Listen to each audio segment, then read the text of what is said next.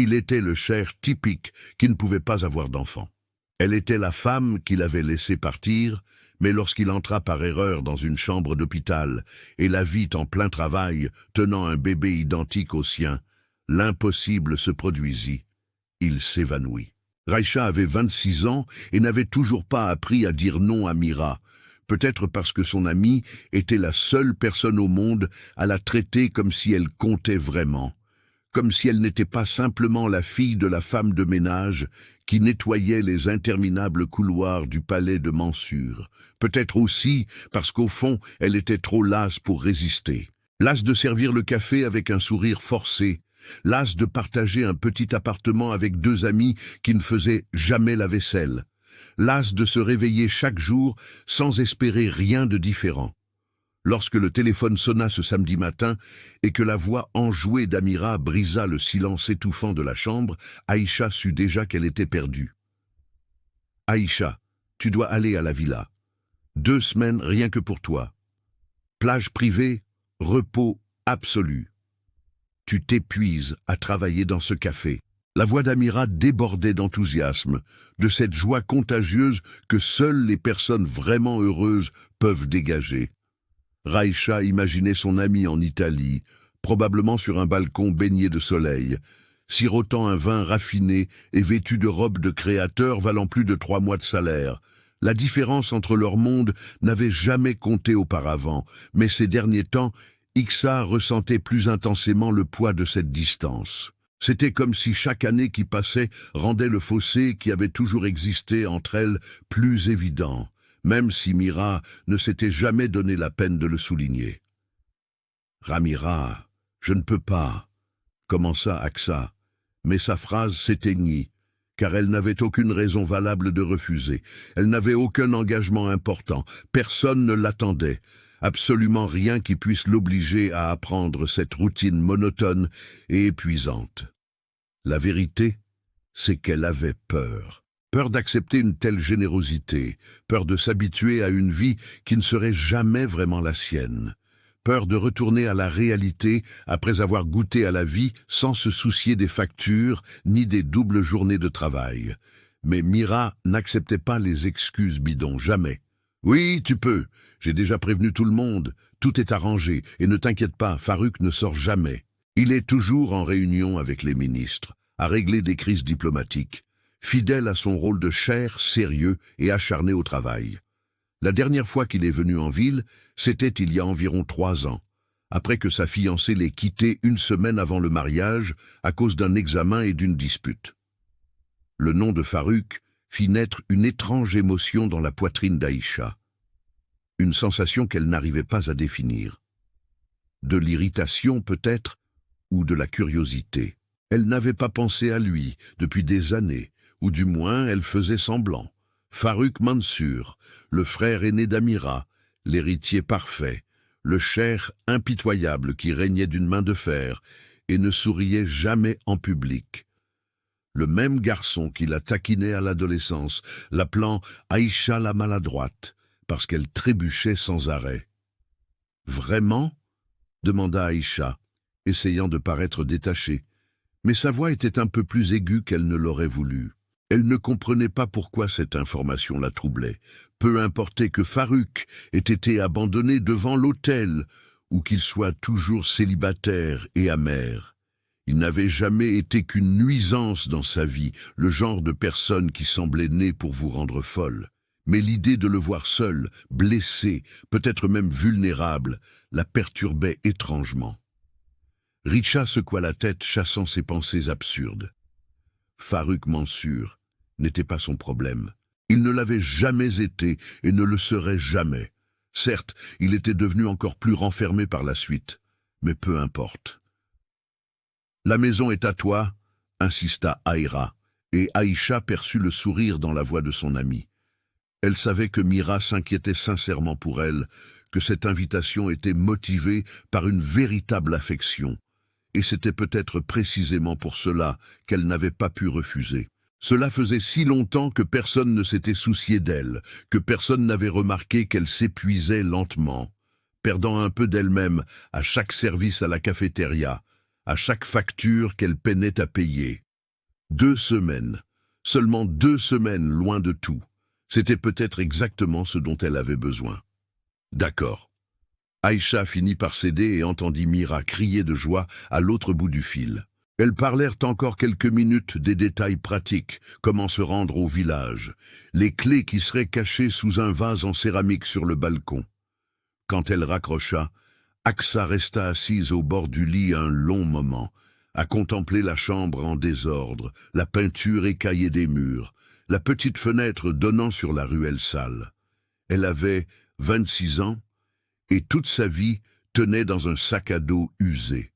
C'était peut-être triste, mais aussi libérateur d'une certaine manière. Il n'y avait plus rien à apprendre, plus rien qui l'empêchait de simplement partir.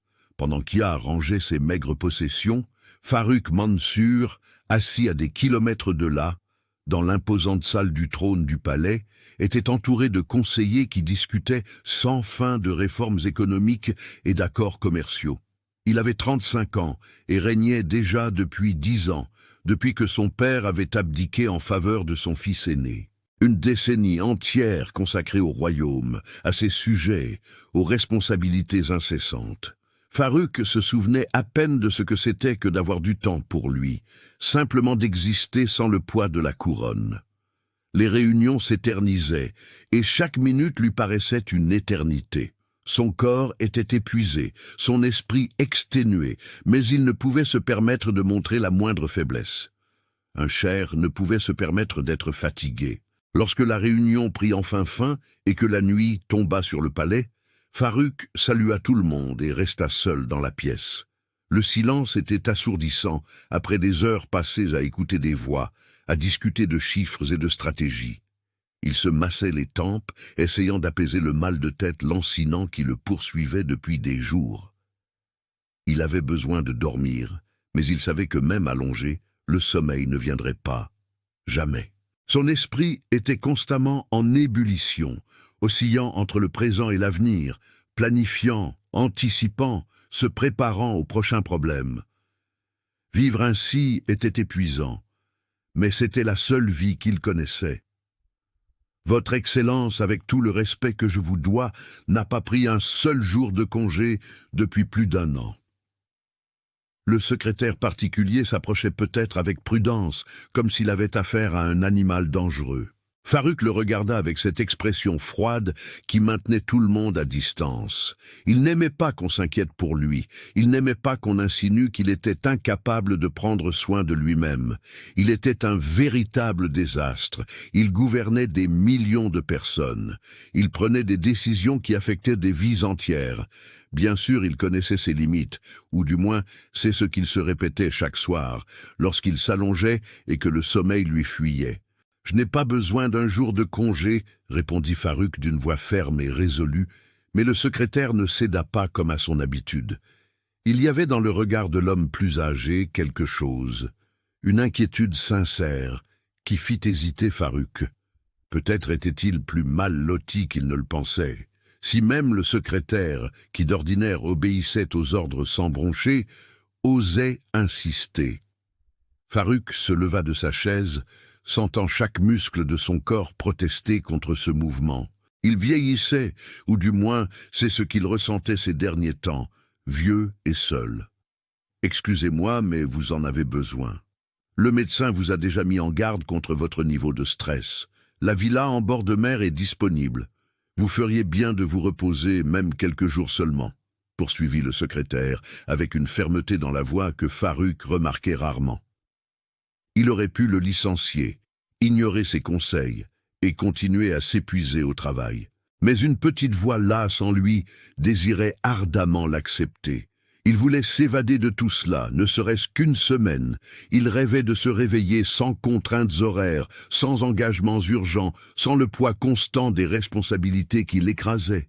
Farrukh soupira, cédant à contre-cœur. « D'accord, réservez la villa. » Une semaine plus tard, les mots lui échappèrent avant même qu'il puisse changer d'avis, et il vit le soulagement instantané sur le visage de sa secrétaire. Il signa quelques documents urgents, donna des instructions sur les personnes responsables pendant son absence et organisa tout avec l'efficacité de quelqu'un habitué à contrôler chaque aspect de sa vie. Mais pendant qu'il s'occupait de tout cela, une partie de lui était déjà ailleurs, imaginant le bruit des vagues se brisant sur la plage, le silence bienfaisant d'une maison vide, la possibilité de enfin respirer. 3 jours plus tard, Aïcha était au volant d'une voiture de location, roulant sur la route côtière en direction du village. Le soleil commençait à se coucher, peignant le ciel de nuances orangées et roses dignes d'un tableau. Elle n'avait jamais rien vu d'aussi beau, jamais été dans un endroit où l'horizon s'étendait à perte de vue, sans bâtiments ni guirlandes lumineuses pour en perturber le paysage. Il y avait quelque chose de libérateur dans cette immensité, quelque chose qui lui gonflait la poitrine et lui facilitait la respiration. Pour la première fois depuis des années, Aïcha s'autorisa à croire que les choses pourraient être différentes, qu'elle méritait peut-être un peu de beauté dans sa vie. Lorsqu'elle arriva enfin au village, le soleil touchait déjà l'horizon. La maison était exactement comme Mira l'avait décrite, petite mais parfaite, faite de bois clair et de verre, entièrement ouverte sur l'océan qui s'étendait devant elle. Aïcha prit la clé sous le vase en céramique. Ses mains tremblaient légèrement d'impatience. Elle poussa la porte et entra, déposant son sac à dos usé sur le canapé confortable du salon. Enfin, la paix. Enfin, un endroit à elle, même si ce n'était que pour 2 semaines. Elle alla à la cuisine se chercher un verre d'eau, un sourire toujours aux lèvres, mais elle s'arrêta nette, figée. Une mallette en cuir italien d'une valeur inestimable était posée sur le comptoir. Des documents officiels portant le sceau royal étaient éparpillés autour. Une montre qu'Aïcha reconnut comme étant d'un prix exorbitant. Une de celles qu'on voit dans les magazines de luxe, posée là comme si de rien n'était. Et cette eau de Cologne boisée pour homme, d'un luxe que seuls les plus fortunés peuvent sentir. Un parfum qui lui restait dans la gorge et faisait battre son cœur à tout rompre pour des raisons qu'elle préférait ignorer. Impossible. Amiral lui avait promis qu'elle n'irait jamais là-bas, qu'elle serait seule, que la maison serait à elle toute seule. Elle entendit des pas descendre l'escalier, lents, délibérés, comme ceux de quelqu'un qui n'avait jamais eu à se justifier ni à fuir pour qui que ce soit. Le cœur d'Aïcha se mit à battre si fort qu'elle l'entendait dans ses propres oreilles. Un martèlement frénétique qui semblait emplir le silence de la maison. Non, non, non, c'était impossible. Elle se retourna lentement, comme au ralenti, sachant déjà qui elle allait trouver, mais refusant de croire qu'il était là, planté sur le seuil, comme s'il était le maître du monde.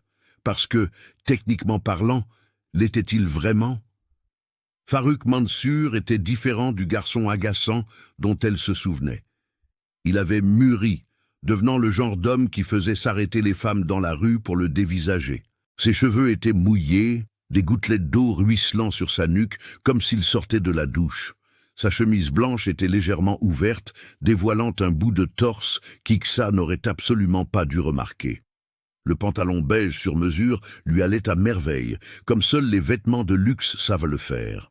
Et il était pieds nus, ce qui, pour une raison inconnue, rendait la situation encore plus intime, encore plus dangereuse. Richa déglutit, cherchant son souffle. Son regard la scruta lentement, intensément, avec une certaine scrupulosité. Il n'y avait aucune précipitation dans ce regard, seulement l'assurance absolue de quelqu'un habitué à tout posséder. Aksa sentit sa peau brûler sous ce regard scrutateur. Soudain, elle prit pleinement conscience de la simplicité de ses vêtements, de ses cheveux ébouriffés par la brise marine et du décalage qu'elle devait ressentir dans ce contexte.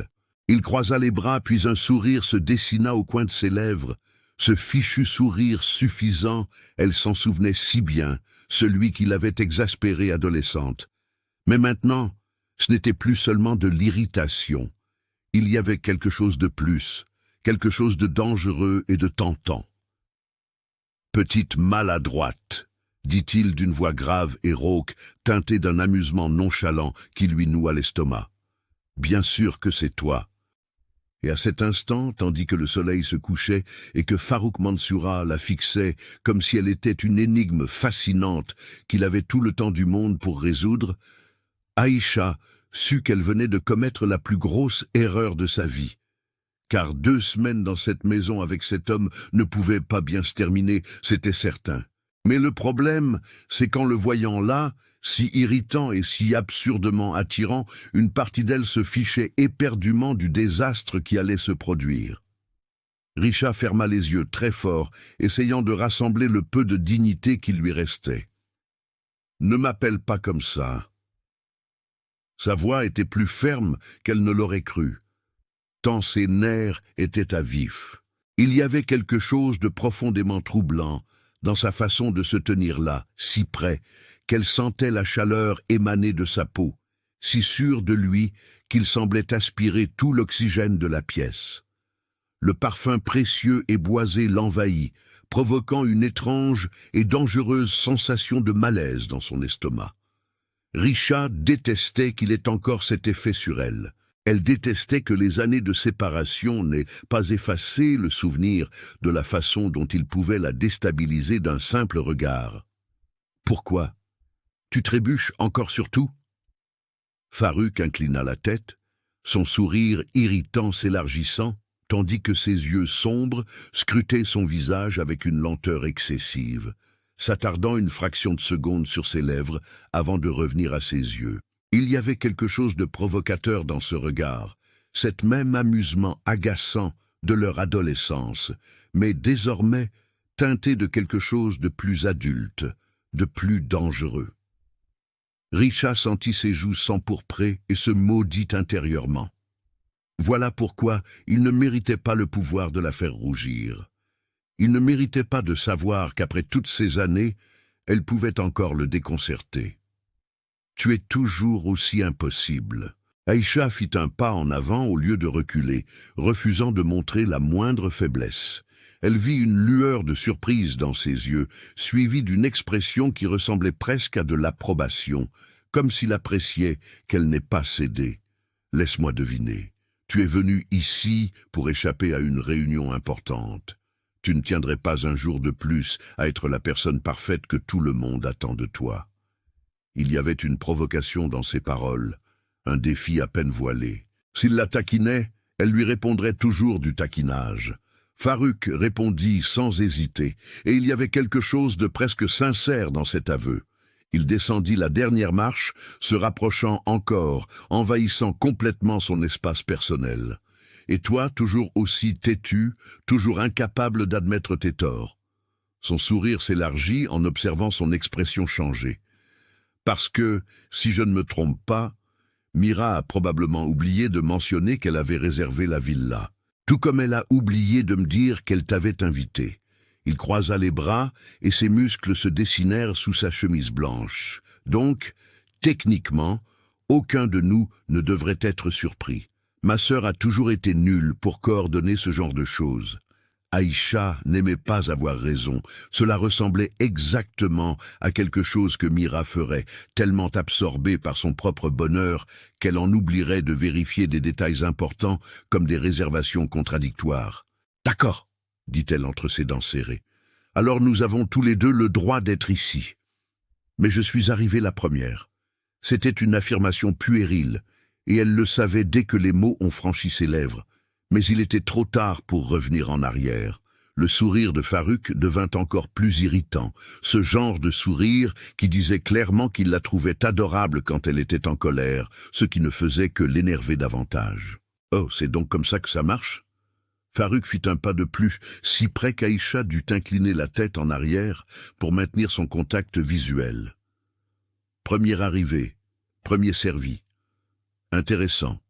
Et dire que je croyais qu'on avait dépassé le stade du « je suis arrivé le premier ». Sa voix semblait amusée, mais il y avait autre chose, une tension palpable qui lui coupait le souffle, comme si un orage était sur le point d'éclater. Aïcha sentit son cœur battre la chamade. Chaque centimètre de sa peau frissonnait à sa proximité. « Tu es insupportable », murmura Aïcha, mais les mots sortirent d'une voix faible, presque une constatation plutôt qu'une accusation. Elle était parfaitement consciente de sa proximité, de la facilité avec laquelle elle pourrait combler cette distance ridicule qui les séparait, et qu'une partie d'elle, une partie bien mal avisée et stupide, en avait envie. Le regard de Farouk s'assombrit, comme s'il lisait dans ses pensées, comme s'il pensait la même chose. La tension entre eux était presque palpable, vibrant dans l'air comme une corde tendue à l'extrême. « Tu l'as déjà dit », murmura Farouk d'une voix rauque, chargée d'une émotion qui lui retourna l'estomac. Il leva la main et pendant un instant terrible et délicieux, Aïcha crut qu'il allait la toucher, mais elle passa une main dans ses cheveux, recula d'un pas et brisa ce moment dangereux. « Écoute, il est évident que ni l'un ni l'autre ne partons. La maison est assez grande pour que deux adultes civilisés puissent y vivre ensemble pendant 2 semaines sans s'entretuer. » Il marqua probablement une pause. « Reste dans la chambre. Je reste sur le canapé. »« Non, » répondit Aïcha machinalement, et elle vit la surprise dans ses yeux. « Tu es plus grand que moi, et ce canapé n'a pas l'air confortable. Reste dans la chambre, je reste sur le canapé. » Ce n'était pas de la gentillesse, se dit-elle, c'était juste du pragmatisme. Elle était plus petite, elle serait plus à sa place sur le canapé. Cela n'avait rien à voir avec son air épuisé, ses cernes profondes, ni avec la tension palpable dans ses épaules malgré ses efforts pour paraître détendue. Absolument rien à voir.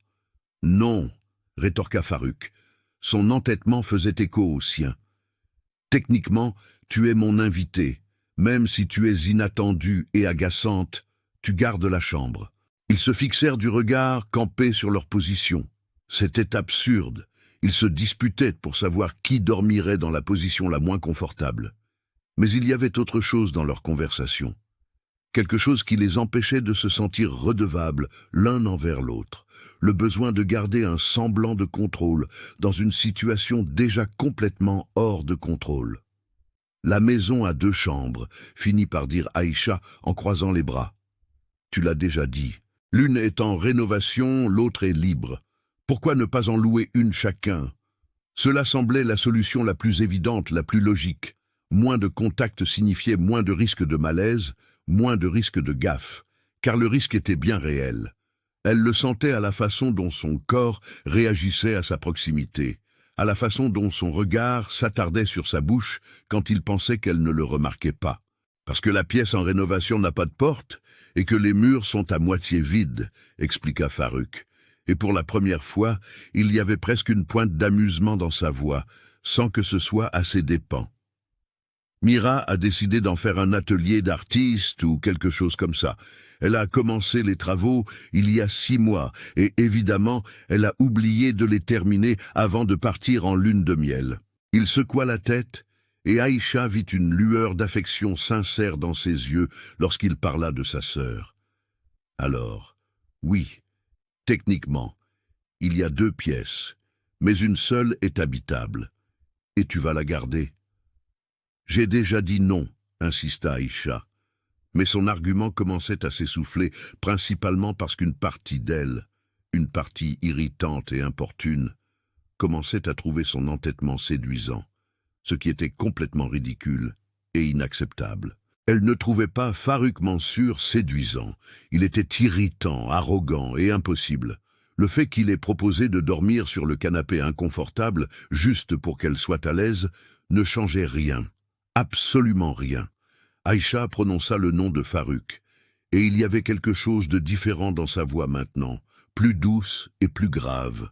Il fit un pas de plus, et cette fois, lorsqu'il leva la main, il la toucha. Un simple effleurement de son bras, ses doigts effleurant la peau nue juste au-dessus de son coude, mais cela suffit à faire disparaître toute pensée rationnelle de son esprit. « Ma décision est prise, tu as la chambre, c'est non négociable. » Son regard croisa le sien, intense et déterminé. « Maintenant, arrête de faire l'entêté et accepte-le. Au moins une fois dans ta vie, accepte-le. » Aïcha ouvrit la bouche pour protester, Elle ne pouvait pas argumenter, elle ferait n'importe quoi, pas simplement céder. Mais elle vit alors quelque chose dans ses yeux, quelque chose qui la fit hésiter. De la lassitude, certes, mais aussi une supplique silencieuse, comme si c'était l'une des rares choses qu'elle pouvait encore contrôler, l'une des rares décisions qu'elle pouvait prendre sans que cela n'affecte un royaume entier. Et pour une raison qu'elle ne comprenait pas vraiment, Aïcha se surprit à hocher la tête. « Très bien, murmura-t-elle, mais seulement parce que vous êtes incroyablement agaçant. » Le sourire qui s'épanouit sur son visage était unique, sincère, presque tendre, transformant complètement ses traits. « Je peux vivre avec ça. » Finalement, il lâcha son bras, et Aïcha ressentit l'absence de contact comme une perte physique, ce qui était ridicule, absolument ridicule. Farouk prit le dossier sur le comptoir et désigna l'escalier. « Je vais vous montrer la chambre. Je vous laisse vous installer. » Il commença à monter, et après un moment d'hésitation, Aïcha prit son sac à dos et le suivit. Les 3 premiers jours furent un jeu subtil d'évitement et de rencontres inévitables. Aïcha se levait tôt, préparait discrètement le café pendant que Farouk dormait encore sur le canapé et disparaissait sur la plage avant son réveil. Elle passait des heures à marcher sur le sable, laissant l'eau glacée de l'océan caresser ses pieds, s'efforçant de ne pas penser à l'homme qui se trouvait à quelques pas de là, dans la maison. À son retour pour déjeuner, elle trouvait généralement un mot de sa part indiquant qu'il était allé courir ou nager. Il communiquait par petits mots sur le réfrigérateur des messages pour savoir qui avait mangé le dernier sandwich ou qui allait aux toilettes en premier. Mais la maison était trop petite pour 2 personnes qui tentaient désespérément de s'éviter. Richa descendait chercher de l'eau au milieu de la nuit et le trouvait sur le balcon, le regard perdu dans l'océan sombre, perdu dans des pensées qu'elle ne pouvait même pas imaginer. Il entrait dans la cuisine pendant qu'elle préparait le dîner, et pendant un instant, le silence s'installait. C'était étrange, avant que l'un d'eux ne murmure des excuses et ne s'en aille. Ils se rencontrèrent dans l'étroit couloir, leur corps se frôlant une fraction de seconde qui leur parut une éternité. Chaque contact, chaque regard furtif, chaque instant de proximité forcée exacerbait une tension déjà insoutenable. Le 4e jour, quelque chose changea. Raïcha était sur le balcon, allongée dans le hamac qui se balançait doucement dans la brise. Le soleil commençait à se coucher, baignant tout de teintes dorées et rosées. Un livre à la main, elle était absorbée par sa lecture, si concentrée sur les mots qu'elle ne remarqua pas l'arrivée de Farouk. Elle n'entendit pas ses pas nus sur le balcon en bois. Elle ne sentit sa présence que... Il était déjà trop tard lorsqu'il se retrouva derrière le filet, si près qu'elle sentit la chaleur de son corps. Farouk jeta un coup d'œil par-dessus son épaule, curieux de savoir ce qui avait attiré son attention. Ses yeux s'écarquillèrent à la vue de la couverture. Un couple enlacé, leur corps visiblement pris dans les affres d'une passion intense, leurs vêtements stratégiquement placés, ne laissant pourtant que peu de place à l'imagination. Le titre, en grandes lettres dorées, « Soumission interdite ». Un instant, il resta silencieux, absorbé par l'information, puis un rire grave et rauque lui échappa, un son qui figea Ixa. « Sérieusement » dit Farouk, et il y avait tellement d'amusement dans sa voix qu'Aïcha aurait voulu mourir sur le champ. Elle bondit hors du filet si vite qu'elle faillit perdre l'équilibre, serrant le livre contre sa poitrine dans un geste défensif totalement inutile. Son visage était en feu. Elle sentait la chaleur lui monter au cou et aux joues. De toutes les humiliations possibles, il fallait absolument qu'elle découvre quel genre de livre il lisait pendant son temps libre. « Tu n'as donc aucune intimité ?» s'écria Aïcha en serrant son livre si fort que les pages se froissèrent. Farouk souriait maintenant, de ce sourire irritant et magnifique qui lui donnait des papillons dans le ventre. Il fit un pas de plus, et elle recula instinctivement jusqu'à ce que son dos heurte la rambarde du balcon. Elle était piégée, et à l'éclat dans ses yeux, Farouk le savait. « Tu lis ça sur mon balcon ?» rétorqua Farouk, sa voix toujours teintée de ce ton taquin et amusé. Il tendit la main. « Laisse-moi voir, maintenant je suis curieux. » Il y avait là un défi, une provocation qu'Aïcha ne connaissait que trop bien. Elle espérait qu'elle reculerait, qu'elle serait trop gênée pour défendre ses propres décisions. Mais s'il y avait une chose qu'Aïcha avait apprise au fil des ans, c'était qu'elle ne donnerait jamais à Farrukh Mansur la satisfaction de l'avoir cédé. « C'est romantique », dit Aïcha en relevant le menton dans un geste de défi, même si son visage était encore rouge. « De la littérature sentimentale, des millions de femmes en lisent. Il n'y a rien de mal à ça. » Il serra le livre encore plus fort contre sa poitrine, refusant de le lui rendre. « Et ce que je lis pendant mon temps libre ne te regarde pas. Tu as tes smoothies ennuyeux, j'ai les miens. » Son cœur battait si fort qu'elle était sûre qu'il pouvait l'entendre, mais elle garda son expression de défi, refusant de laisser la littérature l'emporter. Farrukh répéta la même chose, puis, avant même qu'elle puisse réagir, il lui arracha le livre des mains. Aïcha cria de protestation, essayant de le récupérer, mais il levait déjà le bras, le tenant hors de sa portée. Il tourna la page vers la 4e de couverture, ses yeux parcourant le résumé, et son sourire s'élargit dangereusement. Il la plaqua contre le mur, son corps la dominant complètement. Il lut à voix haute, sa voix devenant plus rauque, plus grave. « C'est de la littérature. Rends-le-moi. » Aïcha sursauta, essayant d'attraper le livre, mais Farrukh était beaucoup plus grand. Elle sentait son corps massif contre le sien à chaque fois qu'il sautait. Elle sentait la chaleur émaner de sa peau, et il était clair qu'il y prenait plaisir. Ses yeux brillaient d'une provocation qui frôlait la torture. « Farrukh, je te jure que si tu ne me le rends pas maintenant... » Mais elle n'eut pas le temps de finir sa menace, car il continua sa lecture, totalement insensible à ses protestations. « Attends, ce n'est pas tout, » reprit Farrukh. Et il y avait quelque chose de presque dangereux dans sa voix, quelque chose qui dépassait la simple provocation. Elle n'aurait jamais imaginé que ce patron arrogant et autoritaire puisse éveiller en elle un tel désir. Il baissa le livre suffisamment pour la regarder dans les yeux, et Aïcha y perçut quelque chose de sombre et d'intense, arrogant et dominateur. « C'est ton genre, Aïcha. » La question sortit d'une voix basse, presque intime, et l'implication lui donna la nausée. Une nausée qui n'était pas totalement désagréable. Farrukh. Aïcha sursauta de nouveau, prise de panique, car il était en train de transformer cette simple plaisanterie autour d'un livre en quelque chose de bien plus profond. Il personnalisait la situation, y insufflait une signification si profonde qu'elle préférait ne pas trop s'y attarder. Ses mains cherchèrent à sa poitrine, tentant de le repousser, mais c'était comme essayer de déplacer un mur de pierre. Il ne bougea pas d'un pouce, continuant simplement de tenir le livre au-dessus de sa tête, tout en la fixant avec cette intensité troublante. Il l'embrassa avidement, ses mains explorant chaque courbe de son corps. Farrukh lut la dernière phrase, sa voix se réduisant presque à un murmure.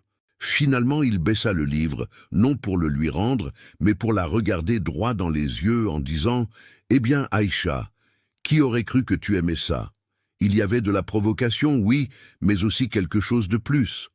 Une curiosité sincère, peut-être, ou quelque chose de plus sombre, de plus dangereux, quelque chose qui rendait la simple excitation insuffisante. » Raksa était à bout de souffle, muette, sans la moindre défense rationnelle. « Arrête !» dit-elle, mais le mot sortit faiblement, sans conviction. « Tu es impossible.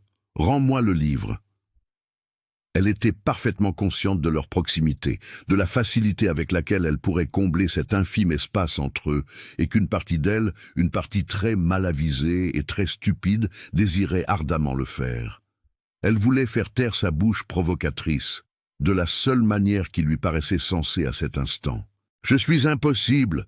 demanda Farrukh d'une voix toujours basse et rauque. « Toi, assise ici à lire ces fantasmes, à imaginer des hommes arrogants et dominateurs te faire des choses interdites. » Il fit un pas de plus, si près qu'Aïcha sentit son souffle effleurer son visage. « Faire quoi exactement? Qu'imagines-tu en lisant ces scènes ?» Aïcha, c'était une question totalement déplacée, totalement interdite. Et à l'éclat dans ses yeux, Farrukh le savait. « Ce sont des romans d'amour, » protesta Aïcha, mais sa voix tremblait. « De la littérature romantique, n'est-ce pas ?»« Non. » Elle n'arrivait pas à finir sa phrase, car il était trop près. Son parfum l'enveloppait. et elle voyait les reflets dorés dans ses yeux sombres. « Tu n'as pas le droit de me juger sur mes lectures, et ce que j'imagine ou n'imagine pas en lisant ne te regarde pas. De la littérature. » Faruk finit par reposer le livre, mais pas pour le lui rendre. Il le tint entre eux, la couverture encore visible, ce couple enlacé qui semblait les juger tous les deux. « Est-ce que ça t'excite de lire ces histoires ?» La question sortit presque comme un murmure, mais chargée d'une telle sous-entendue qu'Aïcha sentit ses jambes flancher. Il la provoquait. Elle le savait. Il testait ses limites, pour voir jusqu'où il pouvait aller avant qu'elle n'explose. Mais il y avait quelque chose dans son regard qui suggérait qu'il voulait vraiment connaître la réponse. « Tu ne viens pas de me poser la même question ?» Aïcha retrouva enfin sa voix, et avec elle l'indignation. « Vraiment ?» Elle cherchait le mot juste, l'insulte parfaite pour le remettre à sa place, mais elle ne parvint qu'à lâcher, espèce d'arrogant qui ne sait pas s'arrêter de plaisanter. Elle le repoussa de nouveau plus fort cette fois et sentit ses muscles fermes sous ses paumes. Son cœur battait la chamade pour quelqu'un qui plaisantait avec indifférence. « Arrogant et dominateur », corrigea Faruk, citant le livre avec ce sourire irritant. Son type préféré, apparemment. Il fit un pas de plus, et il n'y avait plus d'espace entre eux. Raïcha sentit son corps légèrement pressé contre le sien. Elle ressentit chaque centimètre de sa proximité. « C'est pour ça que tu es si affecté maintenant ? Parce que je corresponds à ton fantasme ?» Sa voix était teintée de provocation, mais aussi de quelque chose de plus profond, de plus sérieux. « Je te hais !» lâcha Aïcha, et ce furent les seuls mots qui eurent un sens à cet instant, car elle le haïssait. Elle haïssait la façon dont il parvenait à la faire réagir ainsi. Elle détestait la façon dont il lui faisait ressentir des choses qu'elle n'aurait pas dû ressentir. Elle détestait son assurance, sa beauté et son inaccessibilité. « Je te déteste tellement !» Les mots sortirent, chargés de frustration, de désirs refoulés, d'années de tensions non résolues entre eux. « Super !» répondit Faruk. Et il y avait quelque chose de presque féroce dans ses yeux. « Moi aussi, je te déteste !» Mais la façon dont il le dit, bas et intense, ne sonnait pas comme de la haine. Cela sonnait comme toute autre chose, quelque chose de dangereux et de tentant.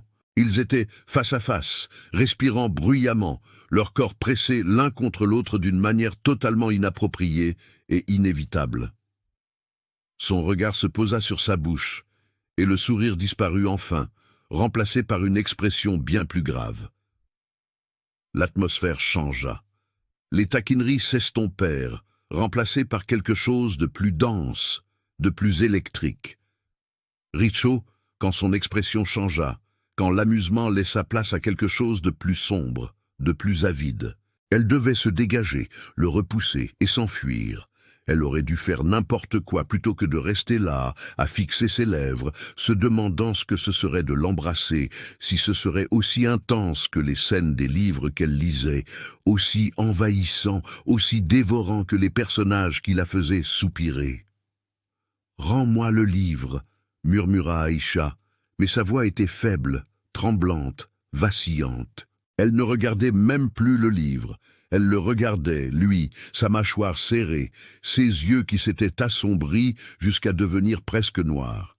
Elle regarda sa bouche, ses lèvres qui semblaient faites pour l'interdit, le dangereux.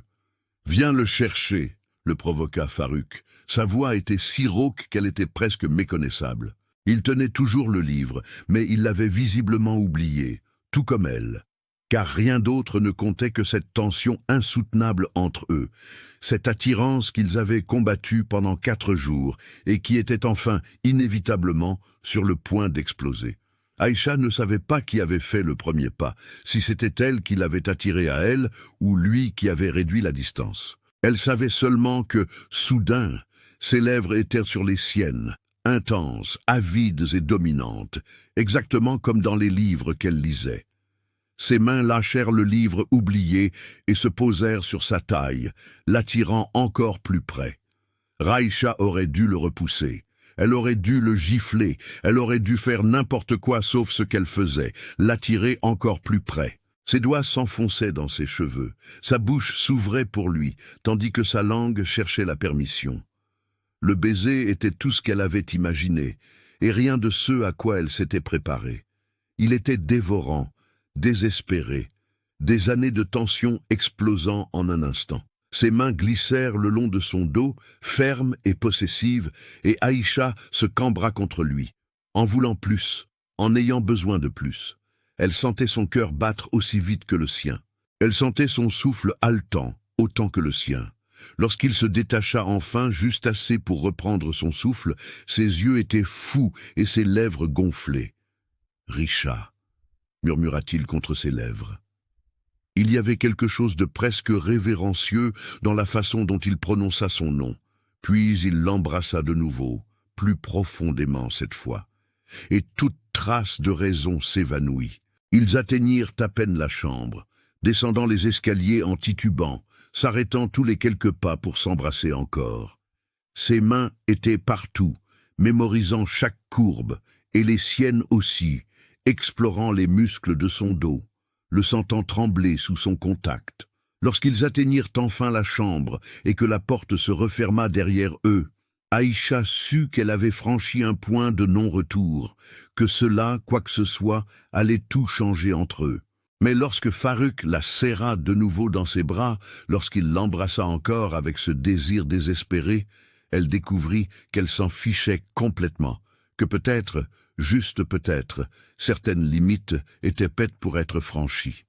Et lorsqu'il murmura de nouveau son nom, de cette voix rauque et pleine de désir, Aïcha se laissa complètement emporter par cette folie. Elle se laissa ressentir tout ce qu'elle avait refoulé pendant 4 jours entiers. Elle finit par se laisser aller à la seule chose qui lui avait paru inévitable depuis l'instant où elle l'avait aperçu dans l'escalier, car parfois, se disait-elle en l'attirant à elle, parfois, se laisser aller était la seule option sensée. La nuit se déroula dans un tourbillon de mains exigeant plus qu'elle ne demandait. Des baisers qui ressemblaient à des luttes de pouvoir, chacun cherchant à dominer l'autre, aucun ne voulant céder. Lorsqu'ils furent enfin allongés côte à côte, encore essoufflés, Aïcha le repoussa et se redressa dans le lit. « Je te hais », dit-elle en passant ses mains dans ses cheveux ébouriffés. « C'est réciproque », répondit Farouk en la serrant contre lui. « Ça n'arrivera plus. »« Plus jamais, » grogna-t-elle. « Je suis tout à fait d'accord, » murmura-t-il en mordillant doucement son cou, la taquinant, mais ses mains parcouraient déjà sa colonne vertébrale. Ils savaient tous les deux qu'ils mentaient, tous deux détestaient à quel point ils désiraient que cela se reproduise. Le lendemain matin, Aïcha se réveilla de nouveau dans ses bras, la tête posée sur sa poitrine, une jambe entre les siennes, son bras fermement enlacé autour de sa taille. Elle se dégagea brusquement, le repoussant presque, et s'assit sur le bord du lit. On avait dit que ça n'arriverait plus. Elle cracha presque ces mots, serrant le drap pour se couvrir. « Je sais », répondit Farouk d'un ton irrité. Il passa une main sur son visage, toujours allongé, mais sa mâchoire était crispée. Il y avait presque de la colère dans son regard, comme s'il se sentait autant coupable qu'elle, comme si c'était une guerre qu'ils étaient tous deux en train de perdre et qu'aucun ne pouvait accepter la défaite. « Alors, pourquoi est-ce arrivé ?» demanda-t-elle, en se tournant vers lui, les yeux étincelants de frustration. « Pourquoi ne peux-tu pas simplement partir ?» C'était une accusation claire et directe, lancée entre eux comme une grenade. Farouk se redressa d'un bond dans le lit, surpris, son regard s'assombrissant dangereusement. « Je... » grogna-t-il presque. « C'est toi qui m'as repoussé hier soir alors que je quittais la chambre. C'est toi qui as dit que tu me détestais en m'arrachant ma chemise. » Ces mots étaient tranchants, blessants, autant que la vérité qu'ils contenaient. Aïcha sentit son visage s'empourprer, non pas de honte mais de rage pure. « Tu es impossible !» hurla-t-elle en bondissant du lit et en cherchant frénétiquement des vêtements éparpillés sur le sol. Arrogant, autoritaire et complètement impossible. Elle trouva sa chemise au lieu de la sienne et la lui jeta au visage. Farouk surprit le sourire irritant qui se dessinait au coin de ses lèvres. Arrogant et autoritaire, Elle répéta, comme pour le prouver. « C'est ton genre, tu te souviens? Du moins, c'est ce que disent tes livres. » Il se leva lui aussi, parfaitement à l'aise, ce qui exaspéra encore plus Ixa. Comment pouvait-il paraître si sûr de lui, si maître de lui, alors qu'elle s'effondrait intérieurement? « Tais-toi !» Aïcha poussa un petit cri, trouvant enfin ses vêtements et s'habillant dos à lui. « Tu ne sais rien de moi. » « Rien. » Ses mains tremblaient, tandis qu'elle boutonnait son pantalon. Et elle détestait qu'il puisse le voir, qu'il puisse voir à quel point cela l'affectait. Elle détestait que même maintenant, furieuse et frustrée, une partie d'elle ait encore envie de se retourner et de l'embrasser à nouveau. « Je sais que tu es trop têtu pour admettre que tu le désires autant que moi, » dit Farouk, et il y avait quelque chose de dangereux dans sa voix, quelque chose qui la figea sur place. « Je sais que tu as passé la nuit à dire que tu me détestais, tout en faisant exactement le contraire. » Il se rapprocha, et Aïcha sentit sa chaleur contre son dos. « Ça ne veut rien dire, » dit-il d'un ton ferme. « C'était juste de l'attirance physique, de l'alchimie, rien de plus. » Elle se tourna vers lui, le menton levé avec défi, malgré son cœur qui battait la chamade. « Et ça va s'arrêter ? » « Il faut vraiment qu'on arrête cette fois. » Farouk la fixa longuement, scrutant son visage comme s'il cherchait quelque chose. « Tu as raison. » Il finit par céder, mais sans prendre ses distances. Il restait trop près, envahissant son espace de la même manière agaçante qu'à son habitude. « Il faut qu'on arrête. C'est ridicule. » Mais aucun des deux ne bougea. Aucun ne fit le pas nécessaire pour créer de la distance. Ils restèrent là, à se regarder, refusant d'être les premiers à céder. Mais ce soir-là, alors K était sur le balcon, contemplant les étoiles, essayant de se convaincre qu'elle pourrait tenir sa promesse, Farouk apparut. Il portait 2 verres de vin, et son regard avait changé. Moins hostile mais fatigué, il lui proposa une trêve, lui offrant un verre. Aïcha aurait dû refuser. Elle aurait dû aller dans la chambre et fermer la porte, mais elle ne le fit pas. Une trêve. Elle accepta, prenant son verre. Ils s'assirent côte à côte dans le hamac. Le silence entre eux devint moins tendu. Farouk commença à parler, lui racontant des histoires d'enfance qui la firent rire malgré elle. Elle lui répondit par ses propres souvenirs, et pendant quelques heures, ils ne furent plus que 2 êtres humains partageant du vin et des histoires sous les étoiles. Et lorsqu'il l'embrassa de nouveau, lentement cette fois, elle ne le repoussa pas. Et ils finirent par retourner dans la chambre. Le lendemain matin, la promesse fut renouvelée. « Ça n'arrivera plus, » dit Aïcha en s'habillant, refusant de le regarder. « Non, » acquiesça Farouk, mais il y avait une pointe de résignation dans sa voix, comme s'ils savaient tous deux qu'ils ne faisaient que ce qu'ils devaient faire, se faire des promesses qu'ils ne respectaient pas chaque soir. Mais cela se reproduisait sans cesse. C'était devenu une habitude, un cercle vicieux dont aucun d'eux ne pouvait ou ne voulait se défaire. Pendant la journée, ils gardaient leur distance. Ils cuisinaient ensemble, mais s'échangeaient des piques. Ils nageaient dans la mer, mais faisaient la course pour voir qui irait le plus loin. Ils marchaient sur la plage, mais se disputaient pour tout et pour rien. Mais la nuit, toute cette hostilité se transformait en quelque chose de différent, de plus intense. Et lorsqu'il lui prenait la main, parfois avec désinvolture, comme si c'était la chose la plus naturelle au monde, elle le laissait faire, car il était plus facile de feindre l'indifférence que d'admettre la gravité de la situation.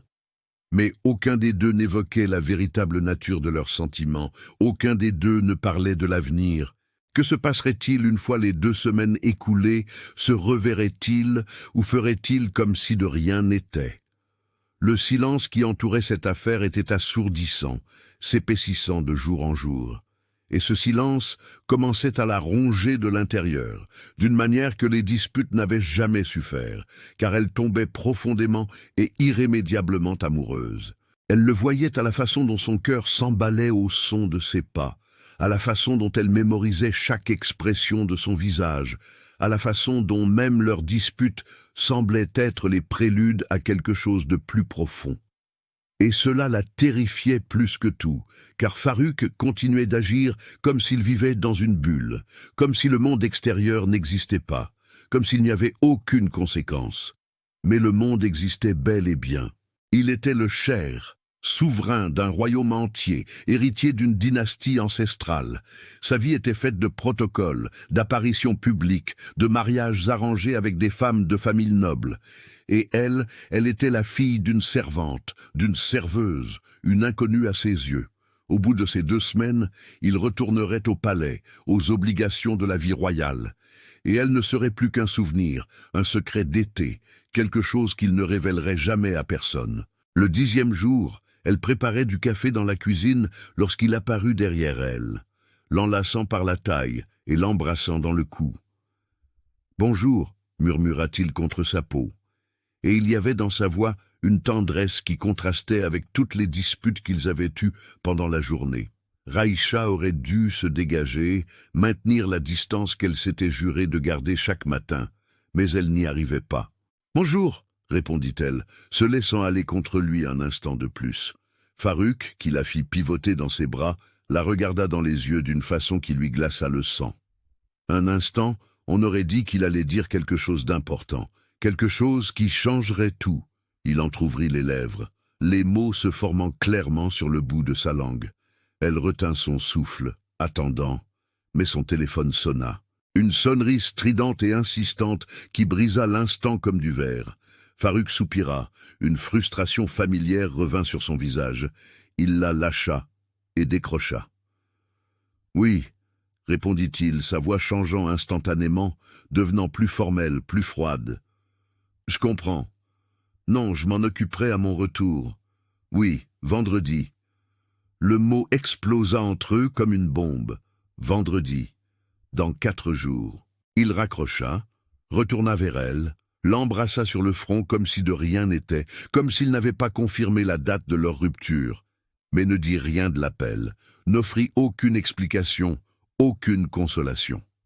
Et Aïcha ne posa pas de questions, car elle craignait la réponse. Elle craignait d'entendre la confirmation de ce qu'elle savait déjà, que leur relation avait une date d'expiration, qu'elle aussi. Cette nuit-là, après avoir passé la nuit ensemble, Aïcha resta éveillée, les yeux fixés au plafond. Farrukh dormait à ses côtés, son bras possessif enroulé autour de sa taille, même endormi. Et c'est là, dans l'obscurité, que la vérité la frappa de plein fouet. Il ne l'admettrait jamais, ne le rendrait jamais réel. Comment le pourrait-il? Elle n'avait ni lignée, ni titre, rien de ce que son monde exigeait.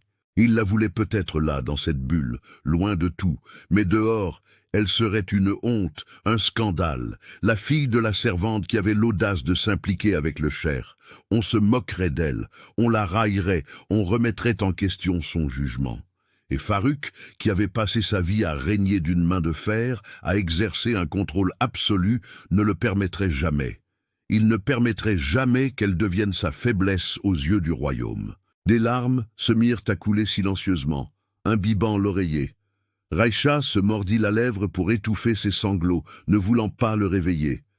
Car s'il se réveillait, s'il la voyait pleurer, il lui demanderait pourquoi. Et elle devrait admettre qu'elle était tombée amoureuse, qu'elle avait enfreint la première règle de ce jeu dangereux auquel il jouait, qu'elle avait tout perdu. Le lendemain matin, elle se leva tôt, fit ses valises en silence, chaque mouvement étant soigneusement préparé pour ne pas faire de bruit. Elle plia les vêtements, rangea les livres et ferma son sac à dos. Farrukh se réveilla au bruit de la fermeture éclair. Ses yeux s'ouvrirent lentement avant de s'écarquiller tandis qu'il comprenait ce qu'il voyait. « Qu'est-ce que tu fais ?»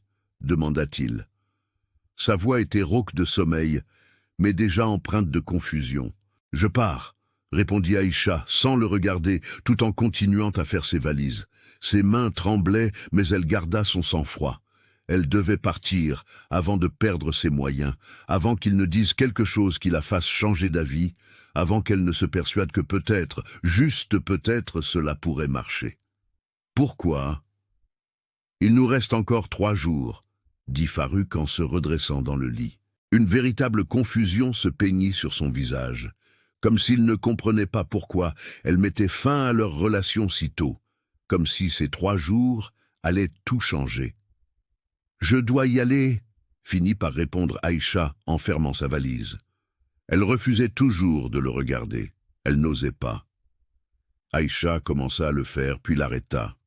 « Farouk, arrête !» dit-elle d'une voix plus ferme qu'il n'y paraissait. Finalement, elle se tourna vers lui et le regretta presque. Il était assis sur le lit, les cheveux en désordre, le visage encore marqué par le sommeil, l'air complètement perdu. C'était bien, mais c'est fini. Ces mots lui coûtèrent plus cher qu'elle ne l'admettrait jamais. C'est fini. Farouk se leva et s'approcha d'elle. Qui a dit que c'était fini? Il y avait quelque chose de presque désespéré dans sa voix, quelque chose qu'elle n'avait jamais entendu auparavant. Mais Aïcha ne pouvait pas céder. Elle ne pouvait pas laisser ce moment de vulnérabilité lui faire oublier la réalité qui les attendait dehors. « Quoi ?» dit-elle en s'efforçant de garder une voix calme. On savait dès le début que c'était temporaire. 2 semaines. C'était fini. Chaque mot était un mensonge. Chaque syllabe était plus douloureuse que la précédente. Mais elle devait le faire. Elle devait y mettre fin avant lui, avant de se faire encore plus de mal. « Ça ne doit pas forcément se terminer », commença Farouk, mais secoua la tête. « Si, ça doit se terminer. » Il l'interrompit, forçant un sourire qui lui donna des courbatures. « Kara, tu as ta vie. J'ai la mienne. C'était amusant, mais ce n'était pas réel. C'était le mensonge le plus douloureux que j'ai jamais dit. Car pour elle, c'était parfaitement réel. Chaque instant, chaque caresse, chaque dispute ridicule. Comment était-ce possible? Ce n'était pas réel. Reïcha, ce que nous avons, c'est... » commença-t-il, mais elle ne le laissa pas finir. « Mais qu'est-ce qui ne va pas, Farouk ?» l'interrompit-elle, et toute la douleur qu'elle avait contenue finit par transparaître dans sa voix. « Qu'est-ce que nous avons exactement? Tu vas me présenter comme la bagarreuse? Tu vas m'emmener au palais? Tu vas me présenter aux conseillers, à ta famille, comme ta petite amie ?» Il ouvrit la bouche, mais aucun son n'en sortit.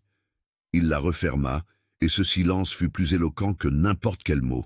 C'était la confirmation de tout ce qu'il craignait, de tout ce qu'il savait depuis le début, mais qu'il avait choisi d'ignorer. La fille de la servante devenue quoi? Poursuivit-il, ses mots désormais chargés d'amertume. Son aventure d'été, son secret inavouable. Ce n'est pas ça, finit par dire Farouk, mais sa voix était faible, sans conviction. Et ils le savaient, tous les deux. Peut-être qu'ils ne le voyaient pas ainsi. Peut-être que pour lui, c'était plus que ça.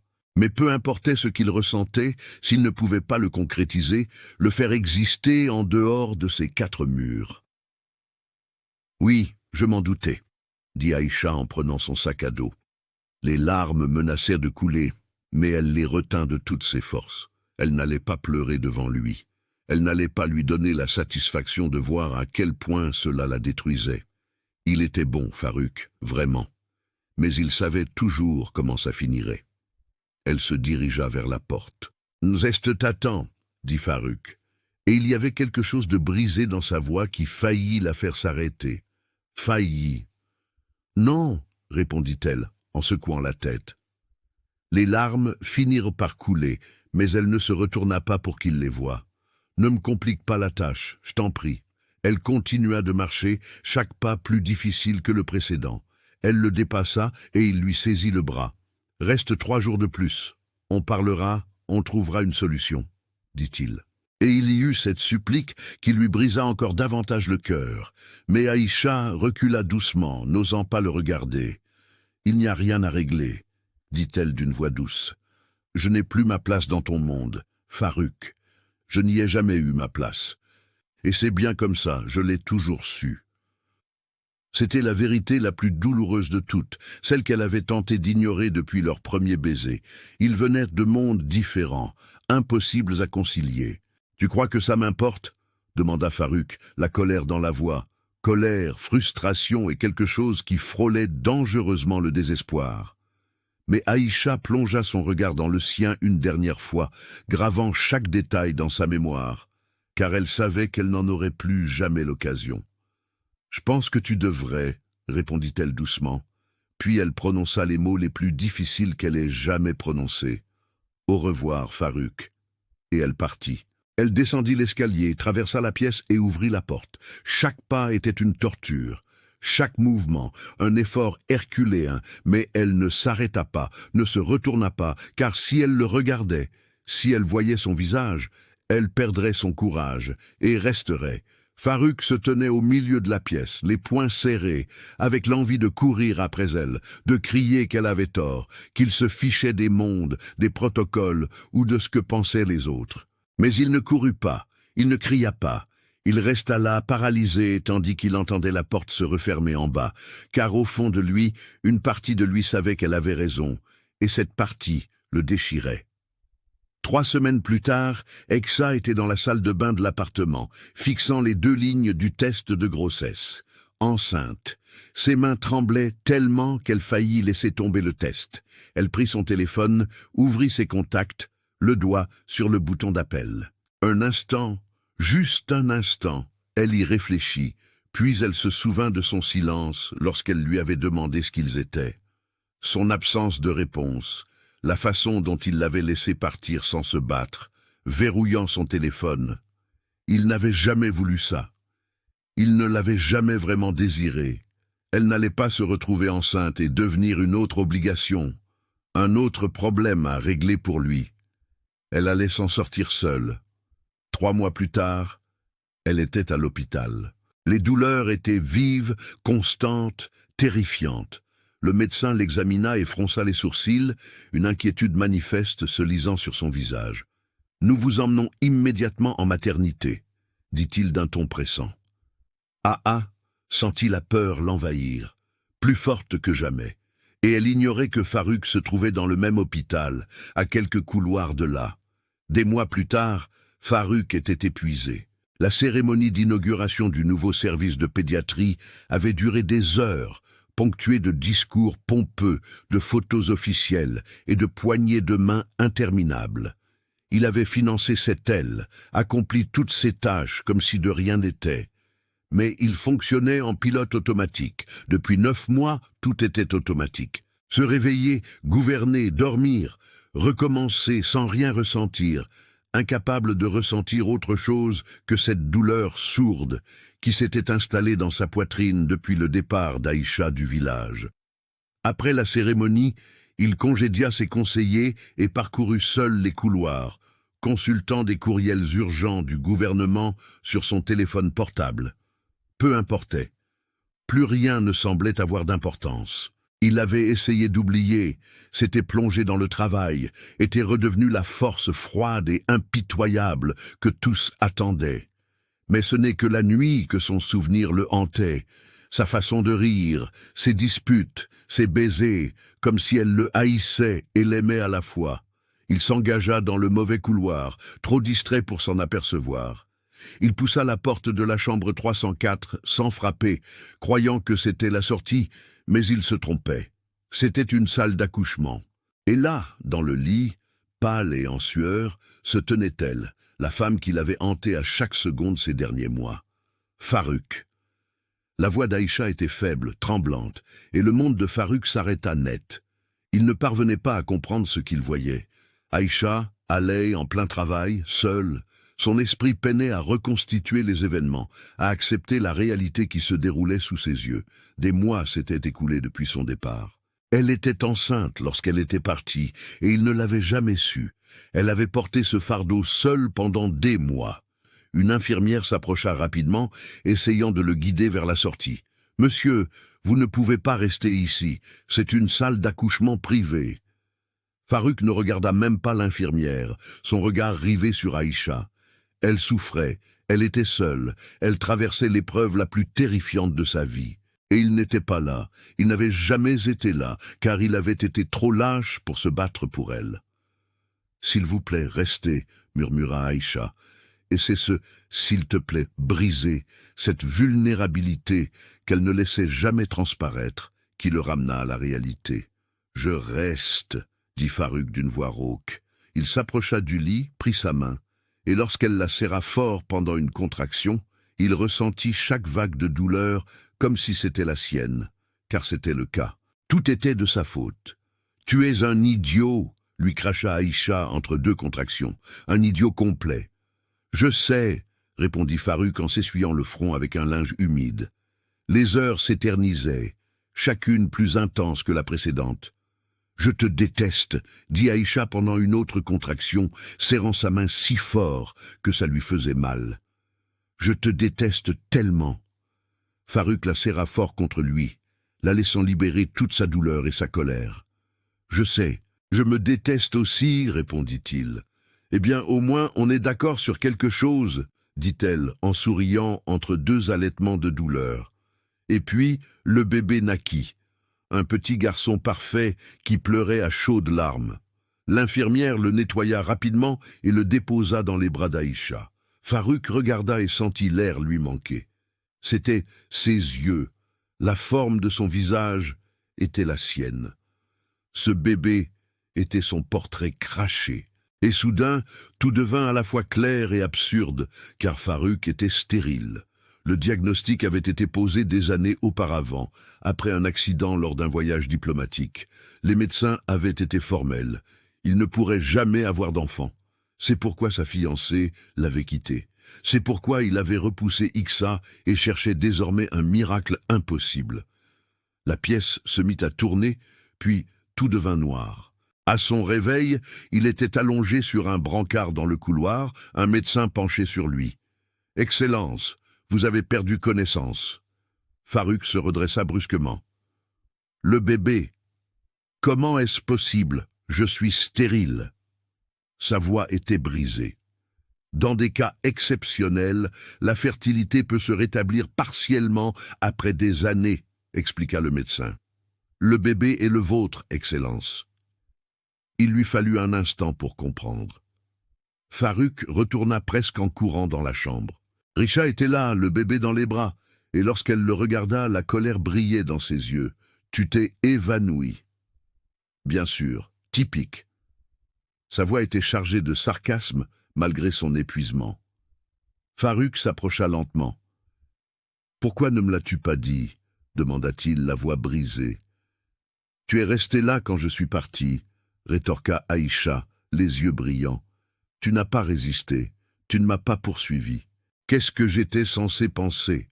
Je pensais que tu méritais mieux, » dit Farrukh en s'agenouillant près du lit. « Je suis stérile, Aïcha. Ou plutôt, je l'étais. Les médecins ont dit que je ne pourrais jamais avoir d'enfant. Je pensais que tu méritais quelqu'un de entier. » Aïcha laissa échapper un rire amer. « Alors tu as décidé pour moi? Quelle aubaine! Le puissant cher qui décide de ce qui est bon pour la pauvre. » « Ce n'était pas comme ça, » dit Farrukh, mais elle l'interrompit. « C'est exactement ça. Tu m'as laissé partir parce que c'était plus facile que d'admettre tes sentiments, plus facile que de te battre. » Ces mots étaient durs, destinés à blesser. Et ils l'ont fait. « Tu as raison, » admit-il, et il vit la surprise dans ses yeux. « J'ai été un lâche, j'ai passé des mois à souffrir, 9 mois à vouloir te rejoindre, mais j'avais trop peur. » « Tant mieux, » dit Aïcha d'une voix tremblante. « J'espère que c'était horrible, » rétorqua-t-elle en retenant un rire. « Ça l'était, » répondit Farrukh, « parce que je t'aime même quand tu me détestes, même quand on se dispute. Je t'ai toujours aimé. » Aïcha le fixa longuement. « Je t'aime aussi, imbécile, et je te hais de me faire ressentir ça. » Les larmes lui montèrent aux yeux. « Je te hais tellement. »« Je sais, » dit Farrukh en lui prenant la main. « Mais laisse-moi me faire pardonner. Laisse-moi être là pour nous deux. » Aïcha regarda le bébé, puis le regarda de nouveau. « Tu vas devoir faire des efforts pour que je te pardonne, » menaça-t-elle en le fixant d'un sourire. « Je sais, » répondit-il, « et je te déteste toujours, » l'accusa-t-elle. « Je sais, » commença-t-il, mais elle l'interrompit. Elle hésita. « Reste, mais seulement parce qu'elle a besoin de son père, pas à cause de moi, bien sûr. » Farrukh acquiesça, mais il savait tous les deux que c'était un mensonge. Il resta, les serrant contre lui. Et quand Aïcha finit par s'endormir, épuisée avec le bébé dans les bras, il murmura « Je passerai le reste de ma vie à te prouver que je te mérite ». Même en sachant qu'elle ne pouvait pas l'entendre, même en sachant que le chemin serait long, car Aïcha était têtue, fière, et ne lui pardonnerait pas facilement, et il ne s'attendait à rien d'autre. 6 mois plus tard, au village, Aïcha était dans le hamac avec le bébé. Farouk s'approcha, s'assit, et les prit tous les deux sur ses genoux. Il portait une alliance, celle qu'il lui avait passée au doigt lors d'une cérémonie qui avait fait couler des larmes de joie dans les yeux de Mira. Sa reine, son épouse, la femme qu'il avait présentée au royaume tout entier, sans la moindre honte ni hésitation, défiant quiconque de remettre en question son choix, car les titres et les lignées n'avaient jamais compté pour lui. Seule, elle comptait. Il a son sourire, dit-il en regardant son fils. Le petit garçon avait les yeux de Farouk, mais son sourire était tout à fait celui d'Aïcha avec son entêtement. Farouk rétorqua en caressant la joue potelée du bébé. Sans aucun doute son entêtement. Aïcha rit, et ce son était toujours le plus beau qu'elle ait jamais entendu. Le soleil se couchait sur l'océan, baignant tout d'or. Farouk entrelaça ses doigts aux siens, son alliance effleurant la sienne. « Je t'aime, ma reine, déclara-t-il. « Je sais, je t'en veux encore un peu d'avoir mis autant de temps, dit-elle, mais je souris. »« Je sais, répondit-il en lui baisant les doigts. Elle se tourna vers lui. Son regard était doux à présent, mais je t'aime encore plus, tellement plus. Farouk l'embrassa sur la tempe, puis lentement et profondément sur la bouche. Enfin entière, enfin chez elle, enfin une famille, même si elle lui ferait encore payer chaque jour perdu. Et il ne changerait cela pour rien au monde. Abonnez-vous à la chaîne. Aidez-nous à toucher un public plus large avec nos histoires. Aimez cette vidéo, activez les notifications et mettez un pouce en l'air pour que nous puissions atteindre plus d'amateurs de romances passionnés. Maintenant, regardez la prochaine vidéo qui apparaîtra à l'écran. À bientôt. Monsieur.